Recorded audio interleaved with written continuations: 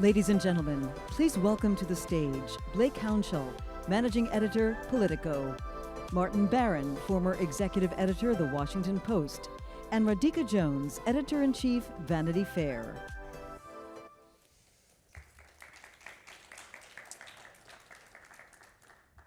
Thank you very much. I don't think anyone's here to see me, so I'm very excited to have two distinguished editors-in-chief here, Radhika Jones and Marty Barron. Can we call you Marty? Or do we Marty's great, Marty?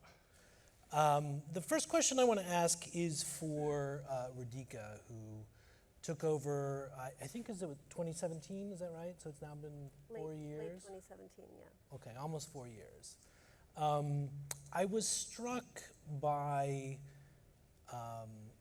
Alexandria Ocasio-Cortez's dress at the Met Gala. Mm-hmm. For those of you who didn't see it, it was a white dress that said "tax the rich" on it. And as I was thinking about how to prepare for this panel, I thought that dress encapsulates the challenge that you have every day as editor of a magazine that's probably better known for glamorizing celebrity than it is for tearing it down. But we're in a moment of icons being smashed right now, and I'm wondering, how do you balance those twin imperatives in this moment right now as in your job? Well, I love that image because she's very good at taking the conversation to places where it might not naturally occur. And we do something similar at Vanity Fair, I think. I mean, look, we live in an era where celebrities and politicians and luminary figures, they have plenty of ways to get their message across to the public without an interlocutor. So we're a journalistic outfit. So where we come in is if you're going to be on our cover, if you're going to be in our magazine, we're going to ask you questions, not in a gotcha way, but we're going to try to start conversations. And I think that the way I see the mission of Vanity Fair, it's a leading voice in the culture, and it's our job to sometimes, bring those kinds of messages to places where it might feel a little bit uncomfortable. But that's okay. That's the point. That's how you make an impact. So, to me, it's a natural balance. It's not a tension. It's something that we're in the business of. We are there to interrogate celebrity, not just celebrate it. You can do both, I think, and that's what we've been trying to do. That's a great point. And I wanted to throw now to Marty, because one of the other, I think, interesting things about this moment right now is we have a lot of different points of view about who should be represented, both in terms of the subject matter of our journalism, but who gets to tell it and how those stories should be told. You ran a very large newsroom until recently. I think you're happily retired. But I'm wondering if you could talk a little bit about the challenges of a moment where there's a lot of competing points of view over how journalism should be done. Well, I mean, I think we should, I did run a large newsroom, and the idea there is to have people who come from a lot of different backgrounds, a lot of different life experiences, and to bring those different perspectives to those newsrooms. It can inform our coverage, and it should inform our coverage. And so, people from one life experience may not see a story that somebody from a different life experience would see, and they would see them from very different perspectives. And so, a newsroom that's trying to cover the totality of what's happening in this country and what's happening around the world needs those different perspectives. And it's one of the reasons why we try to have a diverse staff, and so that people will bring those perspectives to our work. One of your phrases that you're known for is the primacy of fact. Right. How do you deal with the situation where people don't even agree on what the facts are? Well, I think that's a fundamental problem that we have in society today. It's a problem for the press, of course, but it's a problem that goes well beyond the press. It's a problem for democracy as a whole. It was the late Senator Daniel Patrick Moynihan who said you're entitled to your own opinions, but you're not entitled to your own facts. But now people think that they are entitled to their own facts. You have your facts, we have alternative facts, is one example of that. And so But it's worse than that. It's not that just that people don't share a common set of facts in this democracy, is that people can't actually agree on what even constitutes a fact. What are the elements that are necessary to say that something is a fact? And so we see that playing out in so many different instances. The most classic recent example, I would say, was the attack on the Capitol on January 6th. In truth, an attack on democracy. And there's video of that event. We can see what's happening. We know who was arrested. We know what their backgrounds are. And yet you can have a former president who says they were hugging and kissing the police, or that it was Antifa, when we know that both of those are untrue. That's one of the easy calls, though. I think the reason people like you get paid well is to make the hard calls. And so I think about, it's very easy to say, well, that was an uprising against American democracy. I think it's far harder to make calls like, do we write in our stories, Donald Trump is a racist? I think you probably experienced a lot of points of view in your own newsroom about when do you call a lie in your copy or a headline. And those are far more complicated decisions. Yeah, absolutely, no question about it. I mean, we didn't call him a racist in our news columns. I mean, certainly probably opinion columnists did. We may have said that a comment that he made was a racist comment, and we used that term, for example, in describing his exhortation that the Gang of Four should go back to the countries where they came from. And as far as the lie is concerned, our standard, and we had a standard, and that was that we had to know that he knew what he was saying was not true. And so when we felt that those standards were met, we called it a lie. So it speaks to intent. Speaks to intent, which is the definition of a lie. A lie goes to the issue of intent. I want to turn back to Radhika. You have been known for taking some risks in the covers that you've chosen. One that I'm particularly struck by is Breonna Taylor. Can you talk about what you were trying to say with that by putting someone like that on the cover? Sure. For those of you who aren't familiar, last September, for our September issue of Vanity Fair, we commissioned a portrait of Breonna Taylor by Amy Sherald, the American artist, who previously had accepted, I think, only one other commission, and that was to paint Michelle Obama.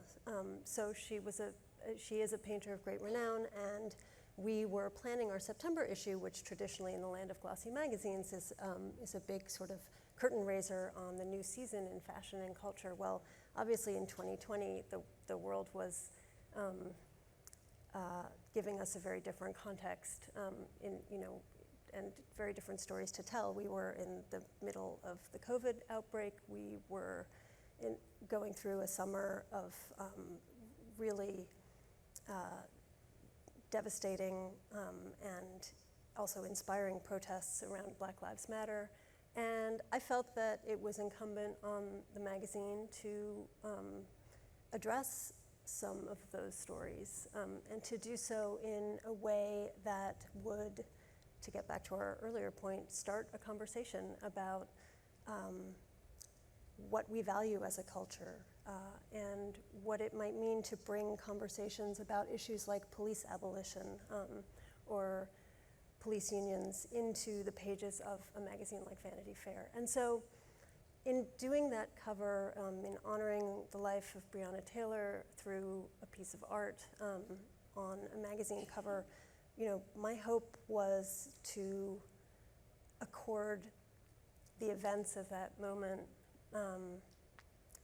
the primacy that they so obviously deserved in not just our political conversations, but in our cultural conversations, in our humanistic conversations about who we are as a people. And I'm very proud of that issue for that reason. It's also interesting to me to think back to earlier decades in magazine making. It was very common to commission visual art and fine artists to do magazine covers. We've gotten away from that in the era of photography, and it's obviously very possible, and we do it all the time, I hope, to make an iconic photograph as a magazine cover. But this was a woman who could not be photographed because she was gone.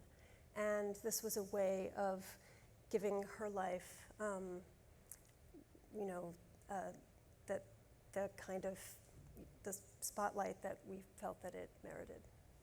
Is there an actual painting somewhere? Oh yes, she made a painting, and it's actually been the center of an exhibition in Louisville, and I believe it's on exhibit in Washington right now. Wow. Can you think of what's the bravest cover that you've never run? That is a trick question, and my answer is that we have run them all. And I, no, not yet. But no, and I say this having worked at Time Magazine for 8 years, and having been part of decision making on a number of Putting Jonathan Franzen on putting the list. Jonathan Franzen on the was cover, brave. which was my first big pitch at Time Magazine. And let me tell you, I have read the new Franzen novel. It's coming out in October, and it is fantastic. So I stand by that cover.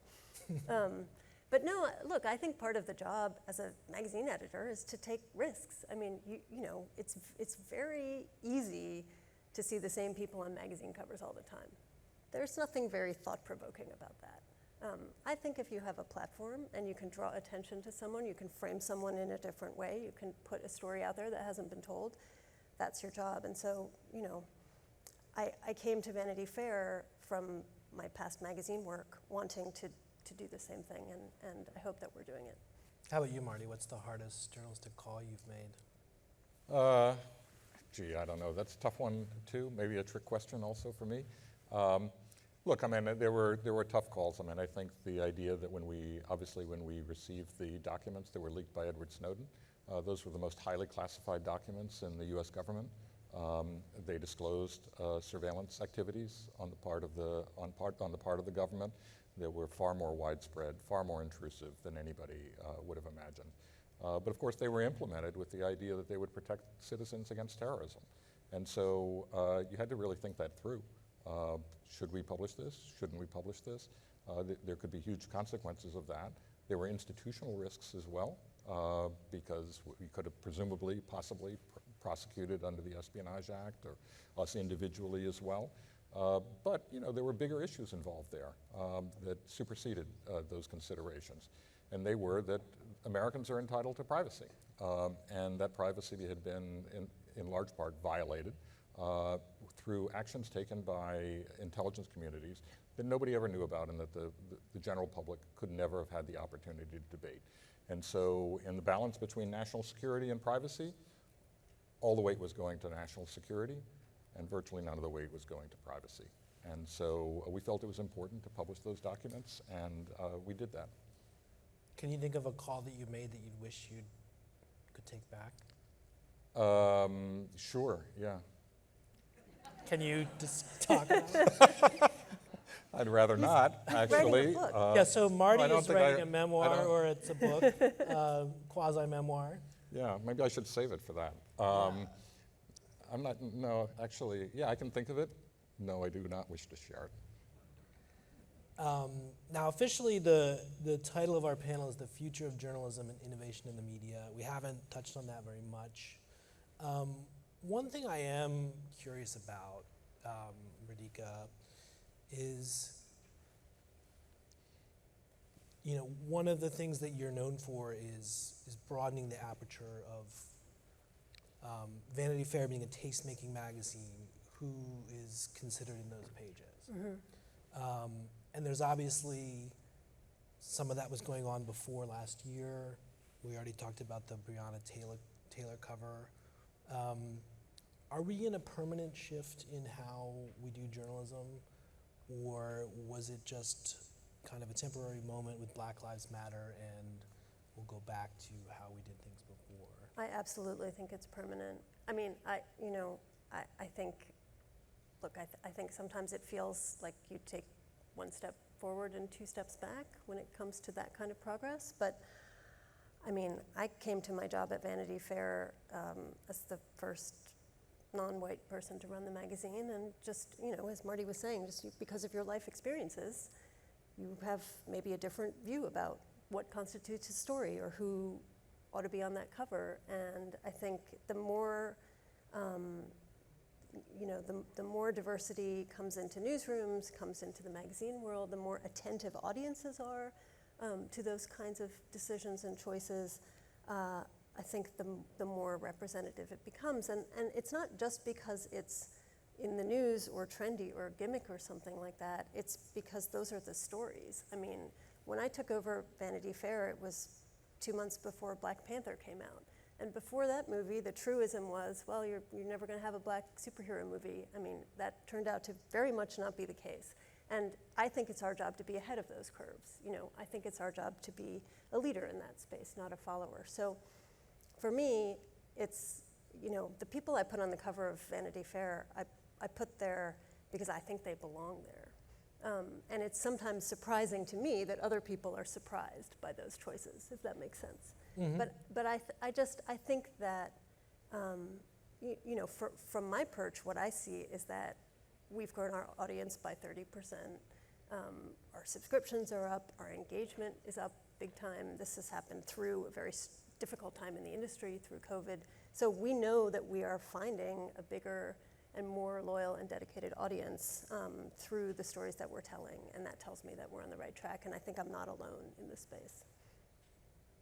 Marty, looking back on your time at the Washington Post, do you feel like there's more you wish you'd done to broaden the aperture of who gets represented in the Post, or what kind of stories you tell? Yeah, I mean, I think there's more that I wish we had done on a lot of different fronts. That's one front that, of course, I wish we had done more. I think we did actually quite a bit, far more than has been recognized, and I'm proud of that. I'm proud of that coverage. And I mean, just in my last year there, you know, we did a whole big series on the life of George Floyd called George Floyd's America, which used his story to talk about a lot of the injustices in this country. And we did stories before that as well. But yeah, there are a lot of, I mean, when you leave any job, you look back and say, I wish there were more things that we had done in a whole variety of areas. I mean, the reality is that there are limited resources, and you have to allocate those resources, and there's a wide range of stories that we have to cover at a place like the Washington Post. And inevitably, whether it's coverage of what's happening in some part of the world, whether it's what's happening in this part of the world, people will say that you didn't do enough. And it's true. In almost every area, we did not do enough, but we did what we could with the resources that we had. While we have you on camera, do you want to offer any scoops from your book that is about to be published? No, I'd like people to buy the book whenever it comes out. You know, why would I give it away for free? But no, it's too early. Do you have a title? Anyway, it's going to be a while before this book comes out. Do you have a title yet? Yes, Collision of Power: Trump, Bezos, and the Washington Post. Frequently, people ask me, "Well, what's it about?" I say Trump, Bezos, and the Washington Post. So. Well, we'll leave it there. Thank you. Thank you very much. Thank you. Thank you.